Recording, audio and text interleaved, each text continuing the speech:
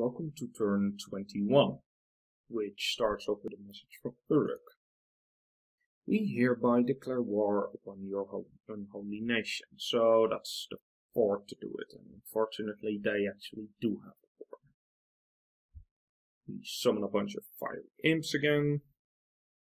We search for sites, and Trogdor actually found the Bangfire Braziers, which explain the death skills.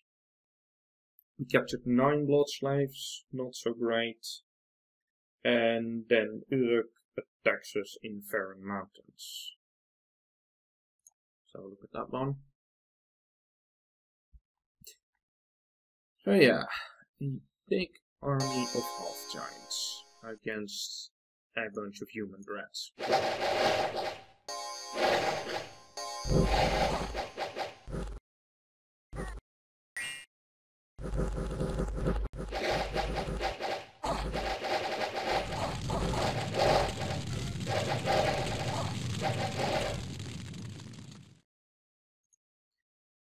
So yeah, we killed 1 warrior. It's pointing. Then there's a battle in Capac.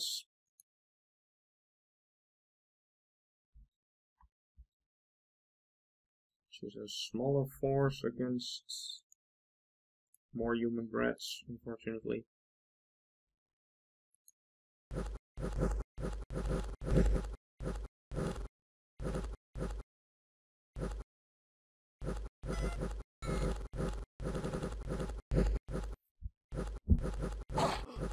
Now, I think, let's see, these guys have a length 3 spear, these guys have a length 1 axe.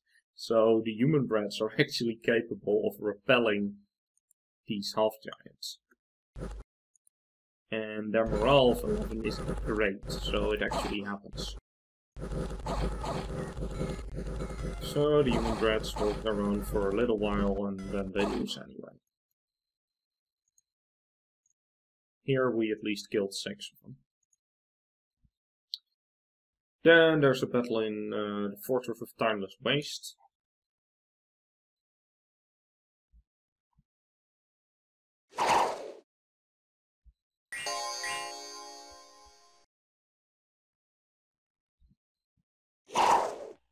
Which still has a bunch of giants in it.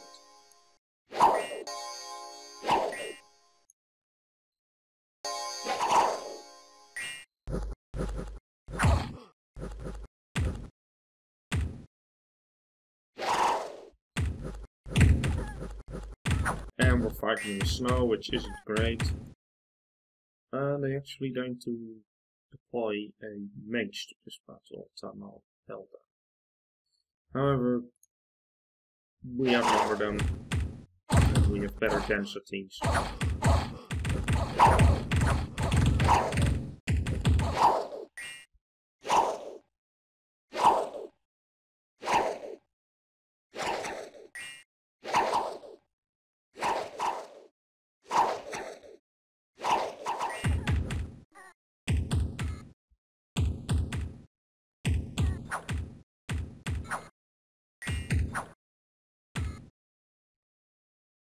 Okay, so that's at least taken a fort at the expense of 8 troops. Not so bad. An unexpected event in Okerjab, permanent -10 income. Event in Bolvergon, +6 air gems, Gilgrid, 2 growth, and 3. I think this is permanent income as well. We are under siege in Capac, walls damaged. We are under siege in Farron Mountains, also walls damaged. We've started to destroy the fort in Ashdod, but doesn't really make much progress. There isn't much of an army left there, but I'm sending in more. Our walls in Coast Haven have been damaged. This is still Calum besieging us. The fortress in the Nether has been breached. Fortunately, these are a bunch of independents, so I can deal with them whenever I feel like it. We killed 6 filthy brigands in patrol, and Bragagal died from a disease. This was the one who was building the lab here, who has been dying from a disease for quite a while now. So we are under siege here, here, and here. Now this one we're not doing anything about. It's 130 unrest province with probably a site that causes something like 10 unrest a turn. Calum can keep it from now. Here we'll have a fortress next month, and Trogdor is moving over to Capac to break the siege, because we need Capac back, because we need to keep recruiting shamans, and Capac is the only fort that does so. Meanwhile, Hatipas is moving a reinforcement army of 46 troops into here, after which we will have a considerable force on Ashdod, and probably break it down slowly. Meanwhile, Dakil and Lobimach are moving over here to mop up the rest of the Ashdod land. I am retreating Ariot and Goskonkon away from this border, because I want to actually have Ashdod keep these two, or at least this one, so that Eru just cannot attack me. Because I don't feel like fighting Eru when I'm already fighting Ashdod, Calum, and Uruk. So I suppose Ashdod is pretty much done. After I've dealt with the capital of Ashdod and possibly these provinces here, I am sending everything into Uruk. After I've dealt with Uruk, then I'm gonna see what I can do about Calum, because, well, as I said before, Calum has cold skills. So, since this fortress isn't breached yet, what I can do is have Trogdor go here and break the siege here. Then Cheerleader is first attacking this province, which is lightly defended according to our scout. So hopefully Cheerleader will take this one. Then Trogdor and Cheerleader will take this one together. And that way we'll at least be fighting back against Uruk. Meanwhile, I'm shuffling forces this way to basically lead the counterattack against Uruk. If we manage to free the fort in Farron Mountains, Trogdor is just gonna sit there and summon dragons. And we're gonna just hold the line here and attack from this side. Other than that, I'm still side searching here, here, here, and soon to be here as well, in an attempt to find more gem sites, because right now our money situation is great, but it doesn't stay that way forever. So I need to be ready to switch more to a Bloodslave and Gem command. Alright, that's it for turn 21.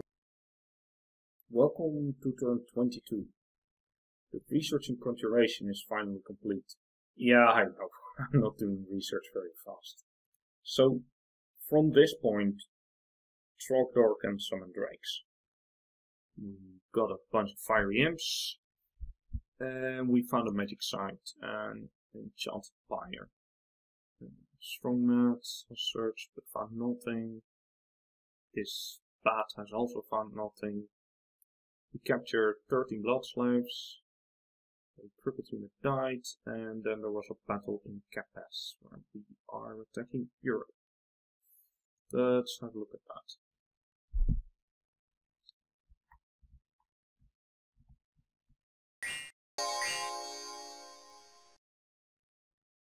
They brought their pretender.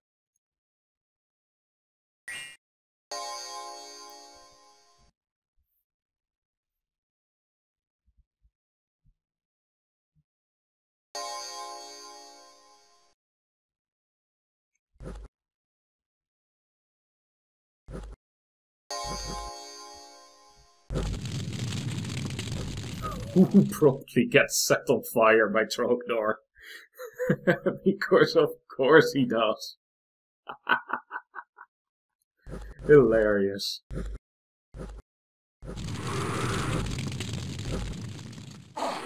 And Trogdor, who's on fire at key distance, just keeps firing.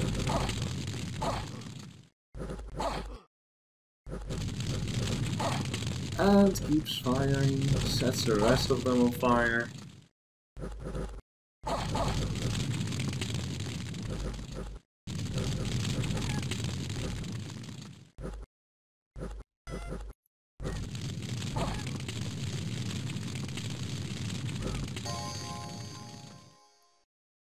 And then we get a message from Uruk.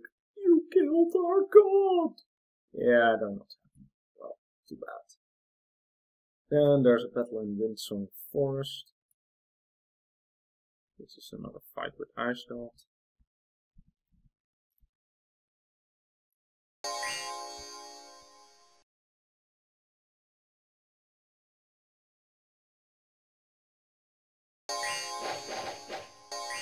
Standard deal of flashing bark skin.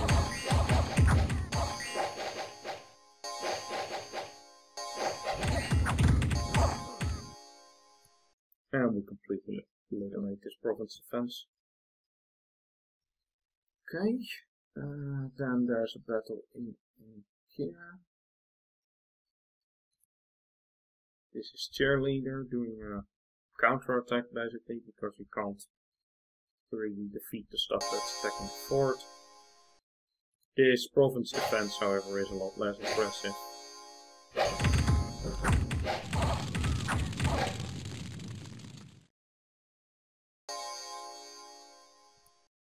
Yep. Then Isabalba finally expands to Gertrude. What a weird name. Anyway, they expand into here. Quite a force.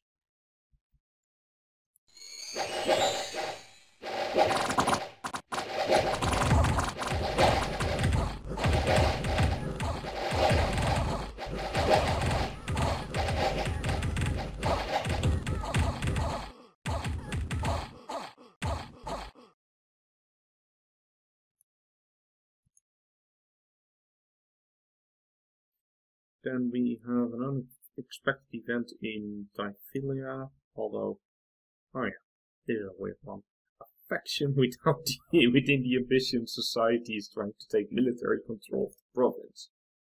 And then we're attacked by basically our own troops. Including this warlock, who has a lot of blood slaves,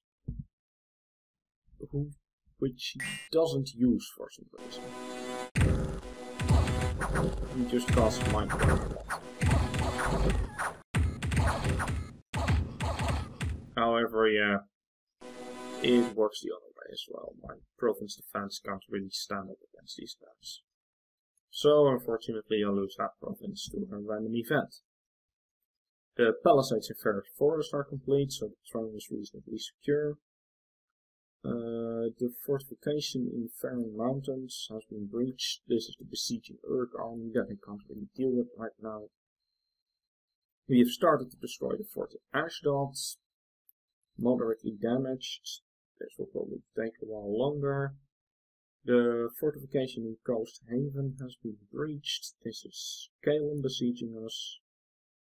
And the fortification in the Nether has been breached, but this is still a bunch of independents, so I'm not that worried. And we killed 5 brigands, which is not enough. So yeah, I am maneuvering more of these imps into here, but it looks like we're gonna have to abandon blood hunting here for a little while and go somewhere else. Meanwhile, Trogdor has transformed into a wizard and started summoning, because by now using Trogdor just in combat is not going to be enough. It would be better to get 2 drakes every turn and start building up whole armies of dragons as opposed to having a single dragon join battles. Cheerleader is just moving into Miriam because there's 60 of them with mage support and everything. We can't take this on, so we're just gonna cut off their crowd here and then probably move back and make ourselves as annoying as possible, while armies based from here will move in, besiege the capital, and then we're gonna lose this because the current defense is 6 guys. But we'll take them back from this side and then fight. Well, basically fight Uruk and Caleb at the same time, because that's how it's gonna be.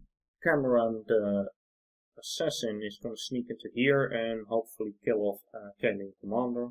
That would be nice.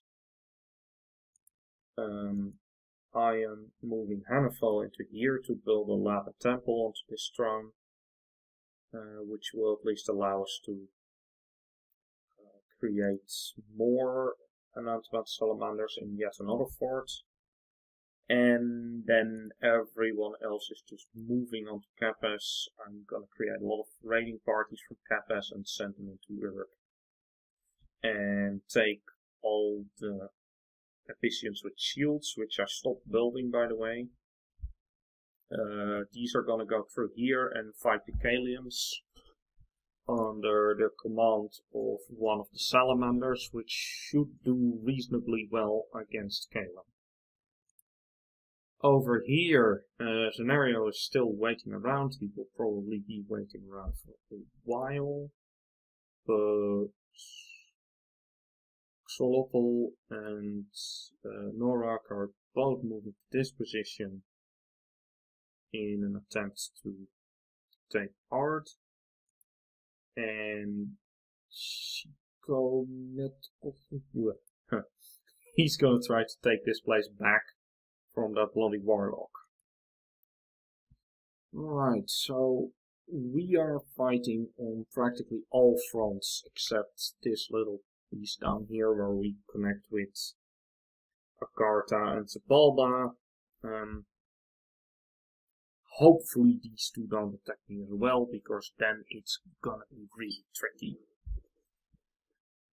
But so far they haven't been. Alright, that's it for turn 22. See you in turn 23.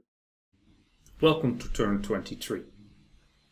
We have researched the first level of construction, second level is on the way. When we have construction 2, we can at least build some fire items.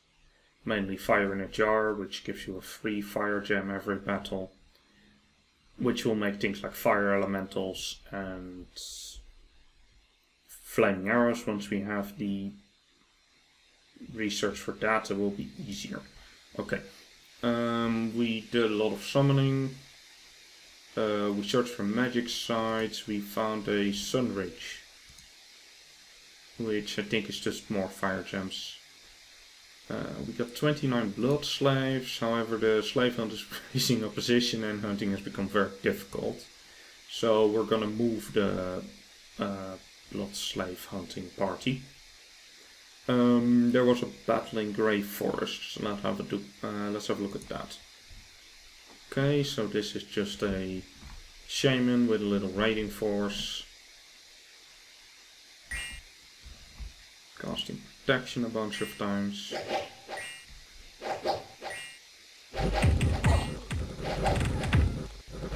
Unfortunately, some of these militias get through to the shaman, and 15 protection is not enough.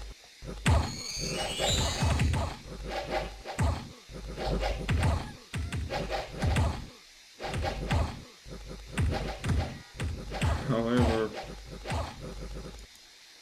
this guy is already berserking.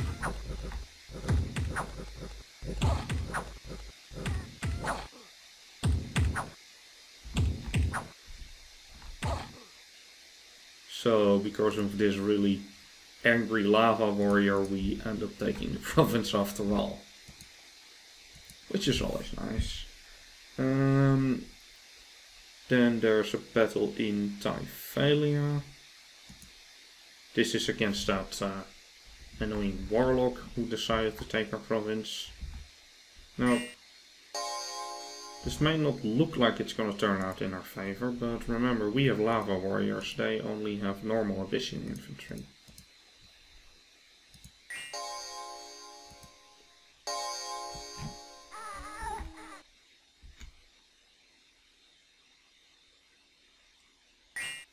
So he casts Agony, which makes one of the lava warriors angry.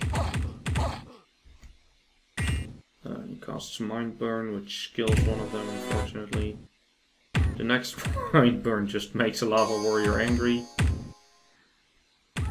Yeah, a lot of these guys get stopped by the awe. And they just beat through it. He sets his own blood slave on fire and runs away. So yeah. We take at least that province back. Then there is a battle in Miriam. Let's have a look at that one. So since I couldn't protect my fort, I decided to just send a cheerleader forward. Raid a random province instead, because, well, at least it will make things a little bit more difficult for Uruk in the future. This Mashu is just casting a bunch of mind burns. Which sucks because my troops don't have the greatest magic resistance, but he pays for it with his life, so that at least enabled us to kill one of these mages. Then our fortress in Feral Mountain get attacked, and as you might remember, the defense here isn't much.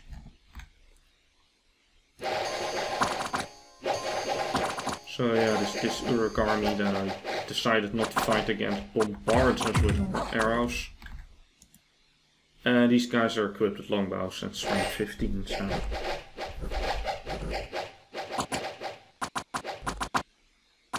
I'm wondering... No, I'm not looking at those guys, I want to look at these. These are human breeds with javelins. Fun.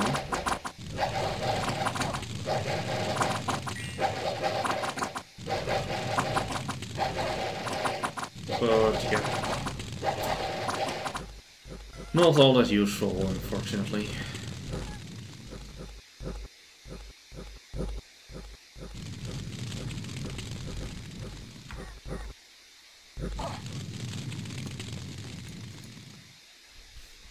So yeah, and then there's the battle in Coast Haven, kind of predictable as well.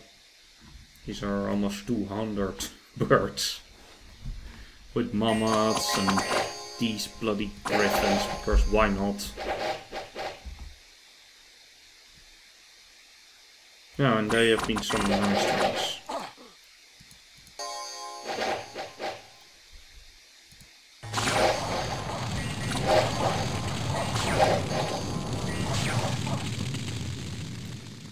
And good to note for future reference, they're also spamming lightning.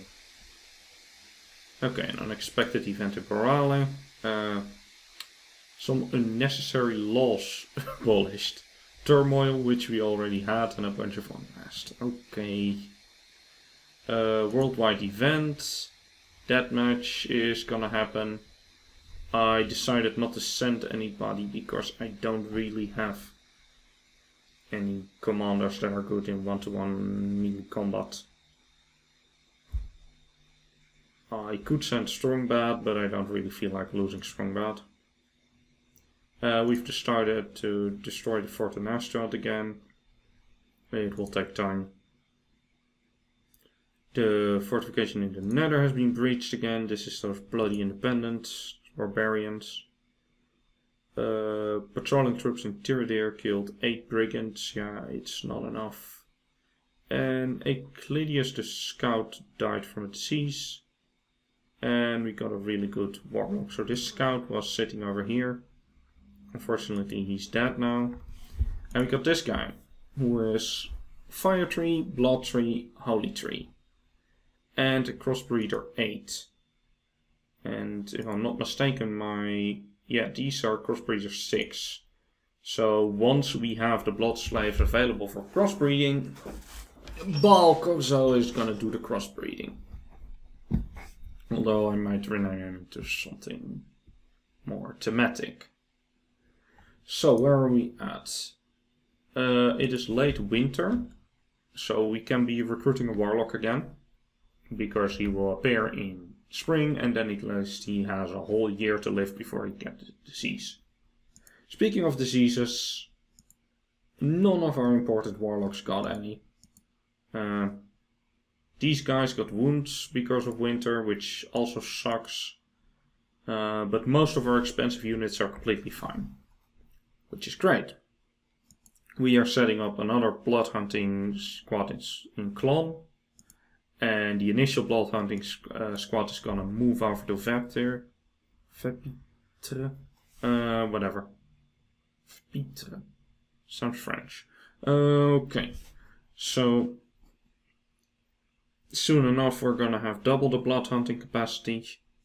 We're still creating fiery imps because although Clovis has 80 of them, we're also gonna have to set up a patrol with 80 of those over here. And eventually we're gonna have to patrol this down as well. Or just leave it, who knows. Unfortunately we lost our commander here, but as you can see, some of the troops are still here and some of them fled here, so I am moving Lyric over here in order to come pick them up. Meanwhile, Galindo, the barbarian, is moving here and taking over for the fort construction. Then I've decided that Negarsanel can just get out of here, because Eru decided that since they can't go that way, they will just come this way.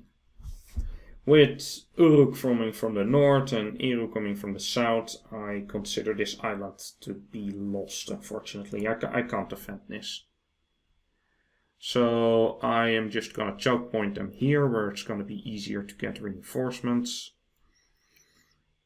And, well, until I have flaming arrows, which will be really effective against Eru, I suppose, I will just be retreating. So Xolotl is gonna move over to Ankira together with Cheerleader, and they're just gonna bunch up and then just march down. Latil is moving all of the archers from Borale in here in order to cover the retreat. And Negarsanel is also moving back. We're just going to retreat backwards here. It was probably going to attack us here, and then we're just going to walk back with some rearguard action and get out, because there's not going to be any chance of holding this.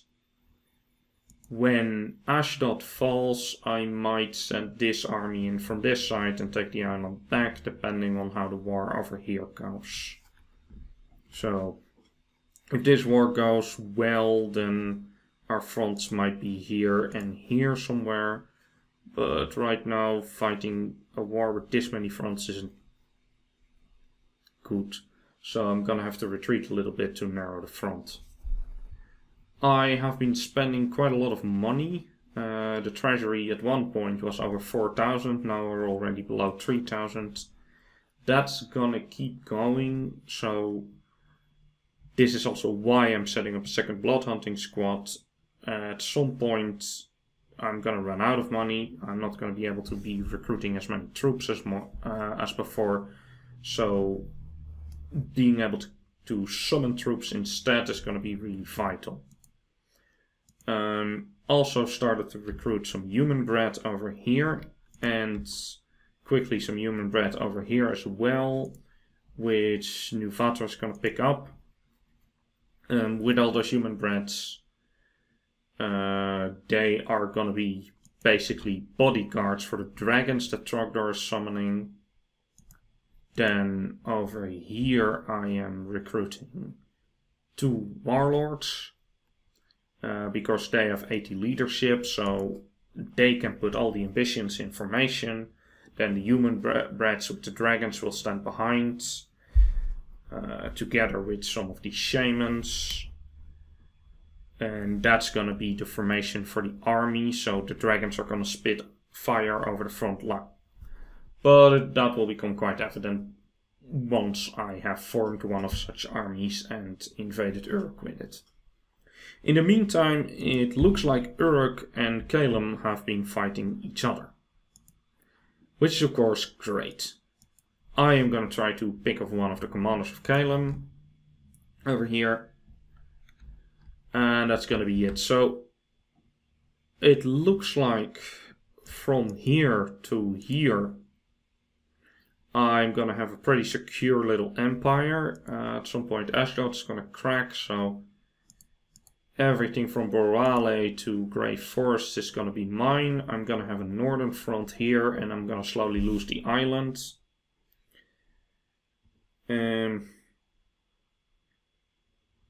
Yeah, then I'm going to be striking back against Uruk.